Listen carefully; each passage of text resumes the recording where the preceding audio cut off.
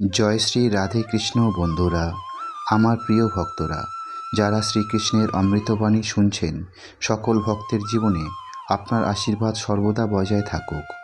আর হ্যাঁ, ভিডিওটি শুরু করার আগে কমেন্টে জয় রাধে লিখে আপনার ভালোবাসা ও ভক্তি প্রকাশ করুন।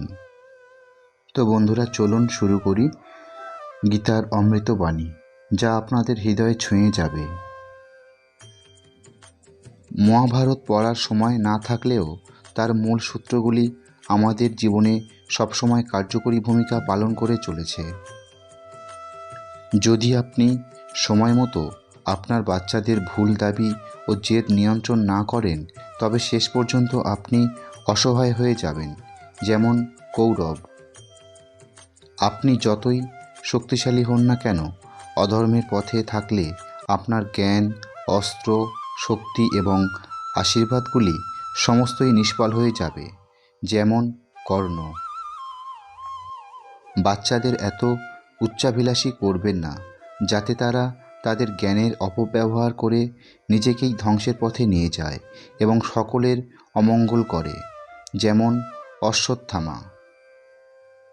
কখনোই কাউকে এমন প্রতিশ্রুতি দেবেন না যাতে আপনাকে অন্যায়ের কাছে আত্মসমর্পণ করতে হয়, যেমন ভীষ্ম পিতামহ। সম্পত্তি, ক্ষমতা এবং অপকর্মের অপব্যবহারের ফলে আত্মধ্বংস হয়, যেমন দুর্যোধন। ব্যক্তির ক্ষমতা ও অন্ধ পুত্রস্নেহ তাকে ধ্বংসের দিকে নিয়ে যায়, যেমন ধৃতরাষ্ট্র। যদি ব্যক্তি প্রকৃত ধর্ম জ্ঞানের দ্বারা আবদ্ধ থাকে, তবে বিজয় অবশ্যই পাওয়া যায়, যেমন অর্জুন। আপনি প্রতিটি কাজে কৌশল, জালিয়াতি এবং ঠাট্টা তৈরি করে সর্বদা সফল হতে পারবেন না, যেমন মামা শকুনি।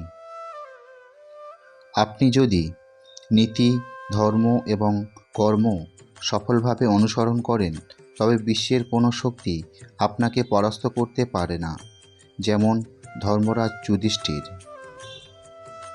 উপরোক্ত এই সূত্রগুলি থেকে শিক্ষা না নিলে আমাদের জীবনেও কুরুক্ষেত্র ঘটে যেতে পারে।